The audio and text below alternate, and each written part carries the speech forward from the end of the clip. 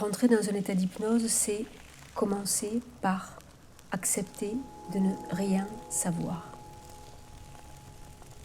Et bien à ce moment-là, dans un espace beaucoup plus vaste, il y a la possibilité de voir, d'observer, d'entendre ce que je n'ai pas entendu, ce que je n'ai pas vu, ce que je n'ai pas ressenti.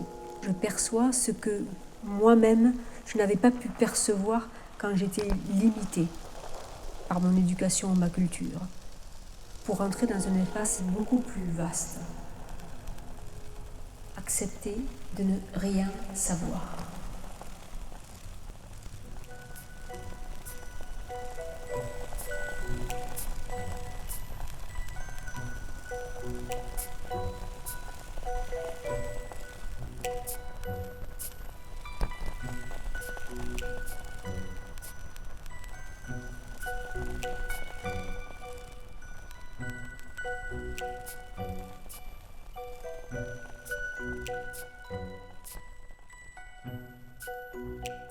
Je suis Nathalie Rodil Paolucci, de formation initiale en philosophie, esthétique, poétique et psychanalyse.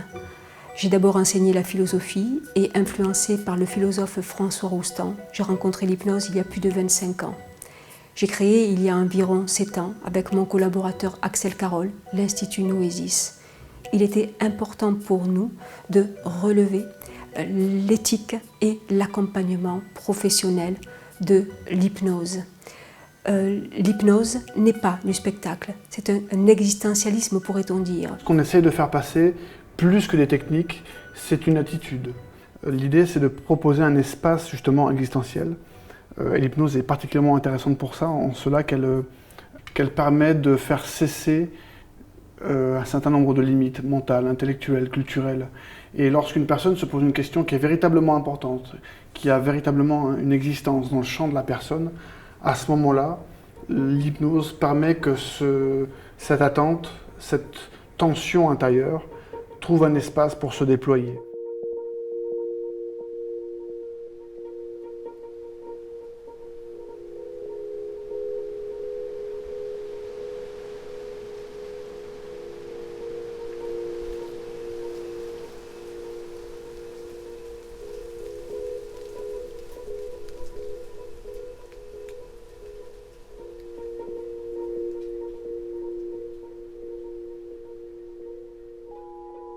On a intitulé le cursus long que nous proposons « Hypnose ericksonienne, coaching intégratif, art de la communication », sachant que quand on forme quelqu'un, on ne va pas seulement le former à de l'hypnose, on le forme à une méthode d'accompagnement avec plusieurs outils, plusieurs manières de pratiquer. Je dirais qu'on enseigne une hypnose posturale. Qu'est-ce que ça veut dire ? Ça veut dire qu'on peut enseigner l'hypnose à travers des techniques, c'est ce qui se fait en général, ou enseigner l'hypnose à travers une posture, c'est-à-dire un endroit à partir duquel le praticien agit et dit ce qu'il dit. Et d'ailleurs, quand on écoute Erickson, lorsqu'on écoute ses conseils, il dit surtout « ne faites pas comme moi ». Et donc, parler d'hypnose ericksonienne, c'est paradoxal, parce que si on veut être ericksonien, il ne faut surtout pas faire comme Erickson. Et pour pouvoir réinventer l'hypnose à chaque personne, eh bien, il faut être dans une certaine disposition d'esprit. Et cette disposition d'esprit, elle ne dépend d'aucun schéma, d'aucune théorie, c'est presque de la philosophie pour le coup, au sens plein, et la posture précède la technique. L'Institut Noesis propose une formation longue, qui dure entre 800 à 900 heures, en présentiel et hors présentiel. Il y a 3 cycles.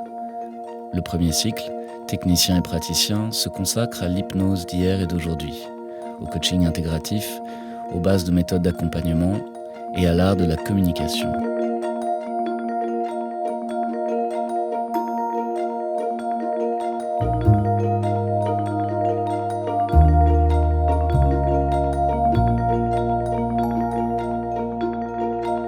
Le deuxième cycle, praticien référent master, ouvre l'enseignement à des compétences transversales, grâce à différentes méthodes d'accompagnement et une éthique commune, ce qui permet aux praticiens d'approfondir leur posture d'accompagnant.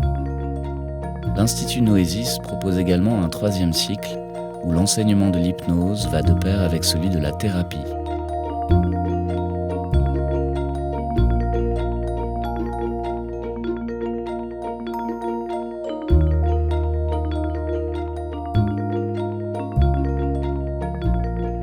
Je voudrais appuyer un petit peu plus avec fierté sur le 3e cycle, car il est unique en France, c'est-à-dire que nous formons les personnes qui sont non soignantes, aussi les soignants bien sûr, et ces personnes non soignantes, on s'est rendu compte qu'il pouvait leur manquer un enseignement en thérapie. Donc on a créé un cycle, le 3e cycle d'hypnothérapie. Et ce cycle-là, il est enseigné, assuré par des médecins, des psychiatres et des personnes du monde médical.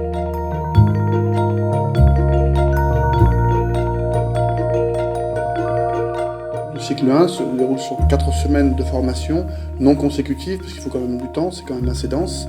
Il y a une partie consacrée à l'explication d'une théorie particulière ou d'un domaine particulier, une démonstration en général dans la foulée, et enfin derrière une mise en pratique immédiate par les stagiaires, que ce soit 2 en groupe, et puis on supervise bien entendu à chaque fois les exercices.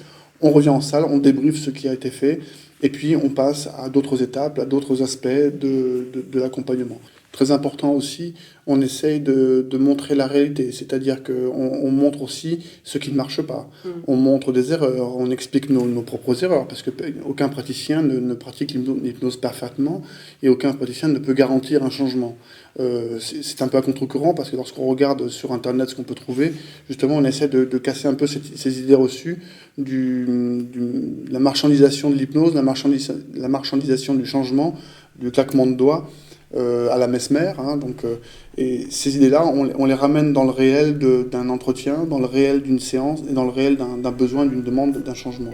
Pour accompagner quelqu'un avec la pratique de l'hypnose ou même du coaching, développement personnel, professionnel, n'importe quel accompagnement, il est bien de connaître ou d'aborder par exemple l'anthropologie. Il est bien de savoir ce qui s'est passé dans les temps anciens. C'est-à-dire, par exemple, pour l'hypnose, de ne pas s'enfermer à une méthode qui est proposée actuellement. Cette ouverture-là a beaucoup d'importance. Donc, faire de l'hypnose, par exemple, c'est balayer l'anthropologie, l'histoire, la science, l'art, la philosophie.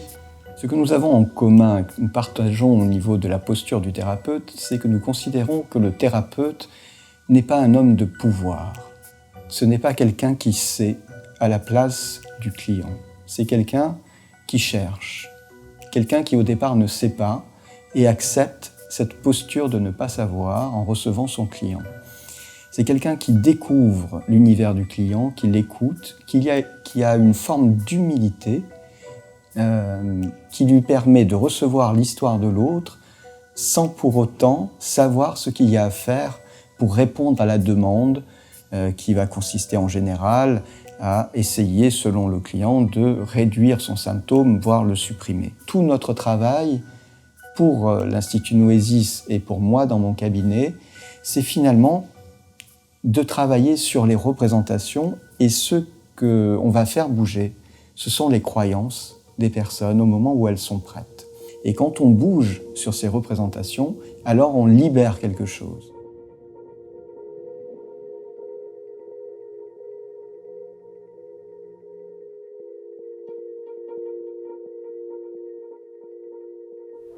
Les stoïciens disent quelque chose qui pourrait sembler a priori pas particulièrement sympathique. Il y a ce qui m'appartient, c'est-à-dire ma propre pensée, ma propre représentation, et puis il y a aussi ce qui ne m'appartient pas, c'est-à-dire vouloir changer le monde, c'est-à-dire vouloir changer autrui, vouloir changer son environnement. Et là, les stoïciens ont remarqué que si on veut du bonheur, si on veut être dans l'ataraxie, dans la paix de l'âme, eh bien c'est non pas comme dans les psychologies de magazines, eh bien on va nous proposer, nous imposer même un bonheur dégoulinant, eh bien c'est l'équilibre. En fait, le bonheur, la paix de l'âme engage un équilibre particulier. Ce qui peut vraiment être important, c'est accepter la contingence, l'altérité, tout cela pour l'équilibre bien évidemment, la différence, la complexité. Alors ce que je propose aux praticiens, et pas seulement aux praticiens, aux clients et aux patients, eh bien c'est de reconnaître le principe de réalité. Parce qu'en fait, à partir du moment où on est dans le principe de réalité, eh bien, on est dans l'équilibre qui permet de se poser la question, eh bien, comment je vais respirer à ma place. L'hypnose, elle peut avoir un défaut si elle est mal utilisée, c'est-à-dire une forme d'aliénation et de suggestion hâtive pour pouvoir transformer soi-disant la vie de quelqu'un.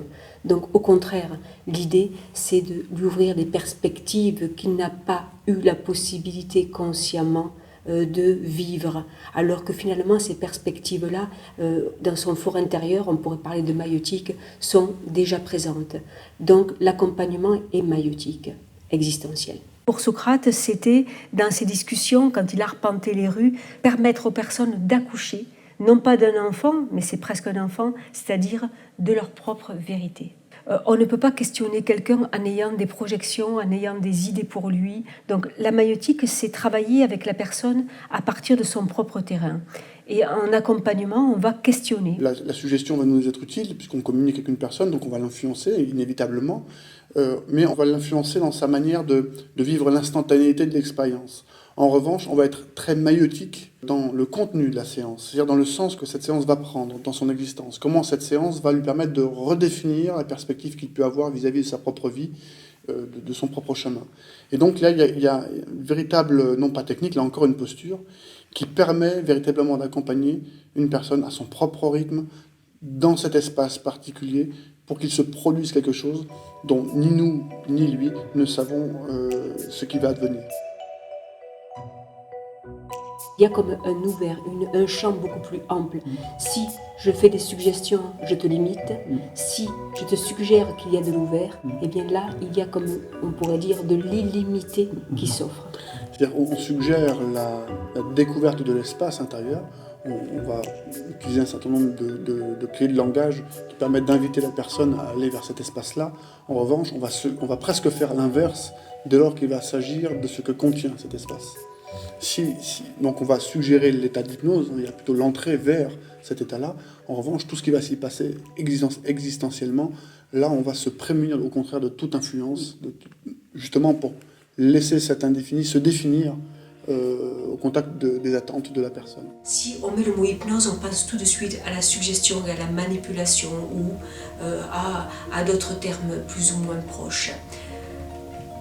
Il serait important maintenant de prendre en considération, comme je le disais, que l'hypnose est un art de vivre, un art de reconsidérer ses potentialités et d'aller vers ce que nous savons déjà faire. Puisque finalement, la seule chose qui se passe en hypnose, c'est retrouver les potentialités que nous avons déjà finalement au fond de nous, en germe. C'est apprendre aux personnes à retrouver ces potentialités-là, que ce soit dans l'art, que ce soit dans le soin personnel de soi-même, que ce soit dans la communication ou dans l'apprentissage, eh bien, le retrouver par ce biais-là. On va l'appeler le terme hypnose, on pourra appeler art de vivre, art de trouver par soi-même ses propres solutions.